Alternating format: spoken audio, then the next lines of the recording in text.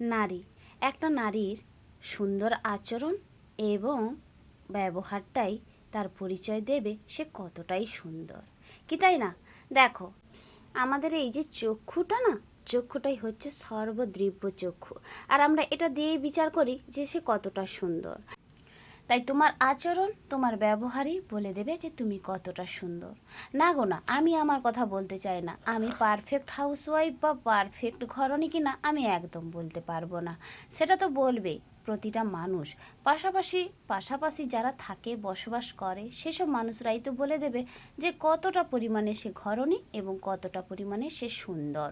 সুন্দর মানে বাহ্যিক দৃশ্য বা তাকে দেখতে সুন্দর না, তার আচরণটা কতটা সুন্দর। আচ্ছা চল, অনেক কথা হবে, অনেক গল্প হবে, তার আগে নিজের পরিচয়টুকু একটু দিয়ে ফেলি। রাধে রাধে, শুভ সকাল আমার সকল প্রিয় পরিবার এবং প্রিয় বন্ধুরা। পূর্ব মেদিনীপুর জেলার ছোট্ট একটি গ্রাম থেকে আমি মানসী, আমার এমজি অধিকারী ফ্যামিলি ব্লগে তোমাদের সকলকে জানাই অনেক অনেক স্বাগত এবং অনেক অনেক ভালোবাসা। ভিডিও শুরুতে বড়দের প্রণাম এবং ছোটদের বুক ভরা ভালোবাসা দিয়ে আজকের ভিডিওটা শুরু করলাম। সবার প্রথম চলে এসেছি এক গ্লাস চা এবং একটু বিস্কুট নিয়ে। দেখো, সকাল সকাল কোনো রকম ব্লগ নিয়ে তোমাদের সামনে আসতে পারিনি, কারণ কি দেখো, রোজ রোজ তো একই রকম বাসি কাজ সারা দিয়ে তোমাদের সামনে শুরু করি। আজকে না হয় এক কাপ চায় চুমুক দিতে দিতে তোমাদের সঙ্গে গল্পটা শুরু করে দেওয়া যাক। তো বন্ধুরা, আশা রাখছি তোমরা খুব ভালো আছো, আর তোমাদের ভালোবাসায় কিন্তু আমি ভীষণ ভালো আছি। আর ওই কারণেই তো রোজ রোজ চলে আসি তোমাদের সামনে একদম পারফেক্ট সময়ে একটা নতুন করে ভিডিও নিয়ে। দেখো, সফলতা অর্জন করতে আমরা কিন্তু প্রত্যেকেই ভালোবাসি এবং প্রত্যেকের মধ্যে একটা সফলতার আশা আমরা রাখি। হ্যাঁ, সেই সফলতাটা হয়তো অর্জন করতে গেলে আমাদের অনেকটা পরিশ্রম করতে হয় এবং অনেকটা দিন অপেক্ষাও করতে হয়। হয়তো দেখো, আমরা এই যে ইউটিউব প্ল্যাটফর্মে এসেও একটা সফলতার আশা করে থাকি, তবে জানি না গো, কোনোদিন হয়তো সেই সফলতার আশাটা পূরণ করতে পারবো কিনা। তবে আমার ধারণা এখনো পর্যন্ত আমাদের এই প্ল্যাটফর্মে এসে সেই সফলতা অর্জন করাটা ভীষণ পরিমাণে টাফ ব্যাপার হয়ে উঠেছে। তাই হয়তো কোনো দিনই হয়তো সেই সফলতা অর্জন করতে পারবো না। তা না হলেও আমাদের মনে, মানুষের মনে উচ্চ আশা, উচ্চ আকাঙ্ক্ষা রাখাটা একদম দরকার।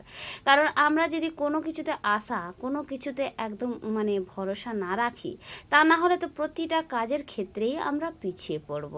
আমরা দেখো, প্রত্যেকটা যে কাজ করে থাকি না, তার পিছনে একটা আশা করে থাকি, তবে সব আশা তো আমাদের পূরণ হয় না, আর কিছু কিছু আশা আমাদের পূরণ হয়ে থাকে। তাই বলে কি আমাদের যে আশাগুলো পূরণ হয় না, সেই আশাগুলোকে কি আমরা বাদ দিয়ে দিই, কোনো কাজে আমরা করি না? তাই ওই কারণেই আমরা বলছি মানুষের মধ্যে আশাটা একদম রাখা উচিত। আর সেক্ষেত্রে আশা পূরণ না হলেও সেই আশার আমাদেরকে কিন্তু ছুটে ছুটে কাজগুলো করতে হবে। ওইদিকে চা খেয়ে তারপরে চলে এসেছি দেখো চায়ের বাসনপত্রগুলো ধুয়ে নেওয়ার জন্য। কয়েকদিন মানে 3টে আমার বোতল পড়েছিল, দুধের বোতলগুলো ছিলই, কয়েকদিন ধরে ধোয়ার একদম মানসিকতা হারিয়ে ফেলেছিলাম। তাই আজকে দুধের বোতলটা বেশ ভালো করে ঘাটে কিন্তু সাবান দিয়ে আর একটু বালি দিয়ে ভালো করে পরিষ্কার করে কিন্তু আমি ঝেড়ে নিলাম। কারণ কি, ওই বোতলগুলো আবার মানে দিলে পরের দিনে আবার ওই বোতলগুলোতে করে আমাদের দুধ আসে। আর ওই কারণে বোতলগুলোকে একটু বেশ ভালো করে ধুয়ে মুছে রাখতে হয়, তা না হলে দুধ কেটে যাওয়ার সম্ভাবনা একটু বেশিই থেকে যায়। তো দেখো, ওইদিকে আমি আদার্স কাজগুলো করতেছিলাম, ইতিমধ্যে দেখলাম তোমাদের দাদাভাই আজকে হাট থেকে এসে ব্যাস দেখো জায়গার মতো জায়গা সবজিগুলো রেখে দিয়েই চলে গিয়েছে। তো আমি ভেবেছিলাম যে এখনও পর্যন্ত আসেনি, বাজার থেকে আসেনি। তো এটার মধ্যেই আমি একটা অপেক্ষায় ছিলাম যে হাজব্যান্ড যেহেতু এখনও বাজার থেকে আসেনি, তো কিছুটা সময় না হয় বসে অন্য কাজ করে না যাক। তো অনেকটা সময় ওভার করে ফেলেছি, তাই নিজের থেকে আর মন চাইলো না একবার দেখি তো মিটকেসটা হালটি। ওমা, দেখি সত্যি না সত্যি দেখো সমস্ত রকমের সবজি এনে নিজেই কিন্তু গুছ গাছ করে রেখে দিয়েই চলে গিয়েছে। তবে আমাকে একদম কোনো রকমভাবে বলে যায়নি যে আমি এই সবজিগুলো এনেছি। তাই নিজে দেখো একটু বসে পড়েছি কী কী রান্না করব। এটা দেখতে না দেখতেই আমার সেই জাটা এসে বলল যে আজকেও রান্নাটা করে দেবে। তাই কী কী রান্না করবে একটু সবজি নিয়ে গিয়ে ওকে দিয়ে এলাম। ওকে ওইদিকে সবজিটা কাটতে দিয়ে এসে আমি একটু আলু ভাজা করে নিচ্ছি। কারণ কি জানো তো, আমার না খাওয়া দাওয়াটা একদম পরিমাণে কমে যাচ্ছিল। মানে সেই সময়টা তো হয়তো তোমরা আমার ব্লগগুলো দেখতে পাবে, একদম সেই একটু চা একটু দুটো বিস্কুট খেয়ে কিন্তু কাটিয়ে দিতাম সেই 12টা 11টা পর্যন্ত। একদম ভাত খেয়ে চলে যেতাম ডিউটিতে। তবে এখন জানো তো ডাক্তারবাবু আমাকে কিন্তু বেশ খাওয়ার টাইমটা করে দিয়েছে, যে সকালবেলা চা বিস্কুট খাও ঠিকই আছে, তো তার মধ্যে তোমাকে একটু হালকা করে মুড়িটা খেতেই হবে, তারপরে তুমি 11টা নাগাদ ভাত খাও, কোনো অসুবিধে নেই। তো এই কারণেই দেখো একটু আলু ভাজা করে নেওয়ার জন্য একটু মানে কেটে নিয়েও আলু ভাজাটা বসিয়ে কিছুটা মুড়ি খেয়ে নিয়েছিলাম। সবাই মিলে মেখে টেখে একসঙ্গে আনন্দ করে খেয়ে তারপরে চলে এসেছি এই যে রান্নাঘরে। তবে রান্নাঘরটা একটু তোমরা গেস করে দেখো কিন্তু চেনা চেনা লাগছে কিনা রান্নাঘরটা, হয়তো চেনা নাও লাগতে পারে। তো একবার দেখো তো একটু ভালো করে, তো আমি কোথায় এসেছি রান্নাঘরটাতে। তো এসে দেখছি উনানটা বেশ ধরিয়ে দিয়েছে। তো উনানটা ধরানো দেখেছি, আমার কিন্তু আর তর সামলানো না, আমি এসে উনান গড়ার মধ্যেই কিন্তু বসে পড়েছি। তো বন্ধুরা তোমরা বোধহয় একটু অবাক হয়ে যাচ্ছ যে আমি কোথায় এসে রান্না করছি বা কোন রান্নাঘরে পৌঁছে গেছি। আসলে কি জানো তো, কয়েকটা দিন সেই গ্যাসে রান্না করে দিয়েছিল ওরা, আর তার সঙ্গে সঙ্গে আমি এখনো পর্যন্ত আমার রান্নাঘরে উনানে গিয়ে রান্না করতে পারিনি। তাই বলছিল একসঙ্গে এখনো পর্যন্ত রান্নাটা করে নেবে আমার যা। তাই কালকেও করেছিল, কালকে একটুও লাগতে পারিনি, শরীরটা খারাপই ছিল। আর আজকে একটু ভালো লাগছে, কালকে একটু কাজে গিয়েছিলাম, ওখান থেকে বেশ ভালো লাগছিল। বান্ধবীরা বলেছিল যে এক টানা বাড়ির মধ্যে থাকার কারণে আরো বেশি যেন শরীরটা কেমন কেমন করবে, তাই বলেছিল যে বাড়ির বাইরে একটু বের হতে, তাই গেছিলাম। ওদের কথা শুনে বেশ ভালোও লাগছিল। আর ওই কারণে আজকেও দেখা একসঙ্গে রান্না করতে বসে পড়েছি। তবে আমি এখনো রান্না করিনি, জাস্ট একটু বসেছি। যা একটু গেল ওই কোথায় দরকার থাকার কারণে একটু বেরিয়ে গেল, আর আমি একটু জাস্ট উনানটা দেখার জন্য বসেছি। তো চলো বন্ধুরা সাথে থাকো, দেখতে থাকো, আশা রাখছি আজকের ভিডিওটা একটু হলেও তোমাদের ভালো লাগবে। আর এই রকমই মানে অধম বন্ধুর পাশে যে তোমরা আছো, এটাই অনেক অনেক অনেক ধন্যবাদ। আর ধন্যবাদ বলে ছোট করার মতো করতে চাই না, তোমাদের সামনে ধন্যবাদ বলে ছোট করতে চাই না। তো এইভাবেই পাশে থেকো সারাটা জীবন। তো চলো দেখো রান্না আমি করি না গো, একটু হেল্প করতে বসেছি। ইতিমধ্যে আমার ফোনের মধ্যে মেল এসেছিল, এই মাত্র আমাকে বেরিয়ে যেতে হবে, তাই খাওয়া দাওয়াটা করতে পারিনি, কারণ কি এখনও পর্যন্ত রান্নাটা কমপ্লিট করা হয়নি। তো খাবো কিভাবে, তো এই তো কিছুক্ষণ আগেই সেই আলু ভাজা করে মুড়িটা খেয়ে নিয়েছিলাম। তো ওইদিকে দেখো যাকে ছেড়ে দিয়ে আমি কিন্তু ছুটতে চলে গিয়েছিলাম। এমন এক এক সময় পজিশন হয়ে যায় কি আর বলবো, খাওয়ারটুকু বন্ধুরা পাই না। সেই তো রান্না বান্না মানে করতে গিয়েছিলাম, দেখতেই পেলে হঠাৎ করে বেরিয়ে পড়েছি ফিল্ডের কাজে। তো এই যে দেখতে পাচ্ছ আমার বান্ধবীও বসে পড়েছে কিছুটা কাজ সারার জন্য। তবে আমি এখনো কাজে হাত লাগাতে পারিনি, কারণ রোদে ঘুরে ঘুরে এসে প্রচন্ড পরিমাণে মানে হাঁপিয়ে গিয়েছি। তাই দেখো একটা ছাউনির মধ্যে বসে পড়েছি, আর ভীষণ পরিমাণে বাতাস এখানটা জানো তো। এই যে পেছনে খাল, আর ওই খালের সাইডে একটা বসে থাকার জন্য গ্রামের একটা মানুষ, গ্রাম থেকেই তৈরি করেছিল একটা, মানুষগুলো বসে আলোচনা মানে বসা বা বাতাস খাওয়া এইসব কারণের জন্য আর কি। তো ওখানে আমরাও সুযোগের সদ্ব্যবহার করতে লাগিয়ে দিয়েছি, আর আমরাও এখানে বসে একটু বাতাস খেতে বসে পড়েছি। এখন 1:30 বাজে জানো তো। বাড়ি থেকে বেরিয়ে এসেছিলাম সেই 10:30 নাগাদ।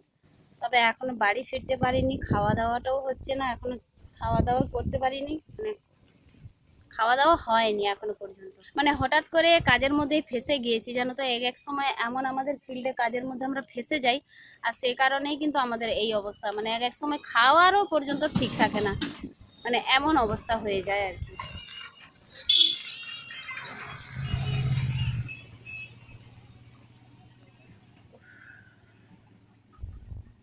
ঠিক আছে, তো চলো বন্ধুরা একদম বাড়িতে গিয়ে তোমাদের সামনে আসছি। তো হ্যাঁ, এইভাবেই কিন্তু আমাদের এক একদিন সময় কাটে, যেটা কিন্তু খাওয়ার সময়টুকু হয় না। তাই বাড়িতে এসে খাওয়া দাওয়াটা করে নিয়েছিলাম, সে 2:30 নাগাদ বাড়ি ফিরে এসে কিছুটা ভাত খেয়ে নিয়েছিলাম। তো তারপরে কিন্তু রেস্ট করতে মানে বিছানাতে ধরে নিয়েছিলাম। না গো, রেস্ট বলতে একদম ভুল হবে, কারণ অফিসিয়ালি যে ডাটা এন্ট্রিগুলো আমাদের করতে হয় ফোনের মাধ্যমে, ওইটুকুনি করে উঠতে 3:30 বেজে গিয়েছিল। তো তারপরে আধ ঘন্টা ফোন ঘাটাঘাটি করে এখন বাজে পুরো 4:05-10। এখন থেকে থেকেই দেখো বিকেলবেলা উঠে পড়ে বিকেলের কাজকর্মটার মধ্যে হাত লাগিয়ে দিয়েছি। কারণ দেখো যতটাই তাড়াতাড়ি সম্ভব পারবো কাজগুলো গুছিয়ে একটু বসার চেষ্টা করব। কারণ এরপরে অনেকটাই কাজ আছে। তো শুধুমাত্র যে ঘর ঝাড় দেওয়া শুধু না গো, অনেক কাজ আছে।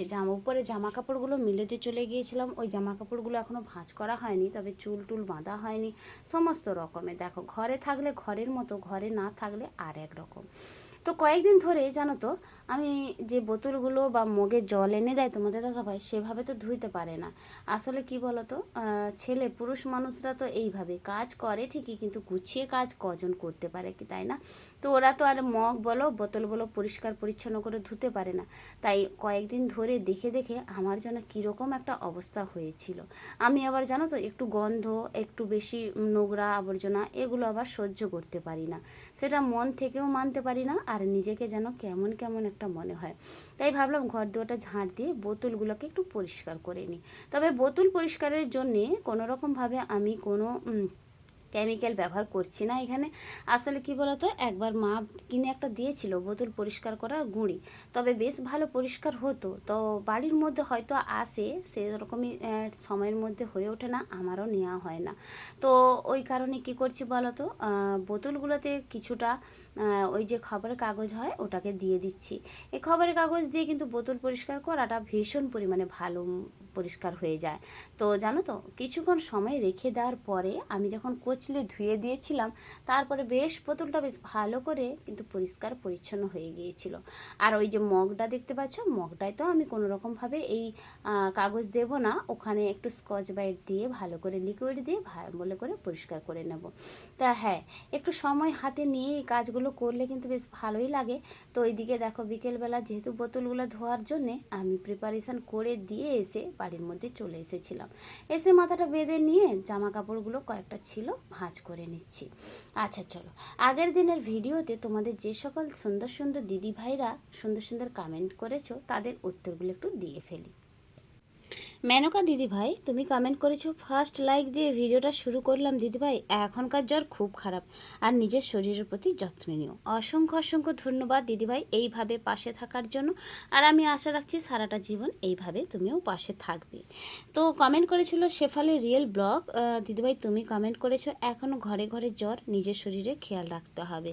তোমাকেও জানাই অনেক অনেক ধন্যবাদ আমার ভিডিওটা দেখে একটা এত সুন্দর সুন্দর কমেন্ট করার জন্য। আগামী দিনগুলো এইভাবে পাশে থাকার অনুরোধটা রয়ে গেল। ভিডিওর এই পর্যায়ে এসে একটা কথা না বলে পারছি না, এখনো পর্যন্ত যে সকল বন্ধুরা আমার ভিডিওর সাথে আছো, আমার পাশে আছো, তো তোমাদেরকে সবাইকে জানাই অনেক অনেক ধন্যবাদ। ভিডিওটা যদি তোমাদের কোনো অংশ একটু ভালো লেগে থাকে, অজান্তেও ভালো লাগে, তাহলে একটা লাইক এবং একটা কমেন্ট করে এই যে ছোট্ট পরিবারে এসে মিষ্টির সদস্য হওয়ার অনুরোধটা জানিয়ে রাখলাম। তো তারপরে সন্ধে দেখিয়ে সন্ধে আরতি টারতি করে বাড়ির মধ্যে চলে এসেছিলাম। ভীষণ পরিমাণে খিদে পেয়ে গিয়েছিল, সেই 2-2:30 নাগাদ ভাত খেয়েছিলাম, তবে এতটুকু ভাত খেয়েছিলাম কারণ আমি জানি তো অনেকটা বেলা হয়ে গিয়েছে, আমার ভাত খাওয়া মানে একদম শরীরের অবস্থা খারাপ। তো সন্ধেবেলা একটু খিদে পেয়ে গিয়েছিল, আর এটাই বলতে পারো সন্ধ্যেরও টিফিন এবং রাতের টিফিন, মুড়ি আলু ভাজা। তাহলে চলো আজকের মতো টাটা।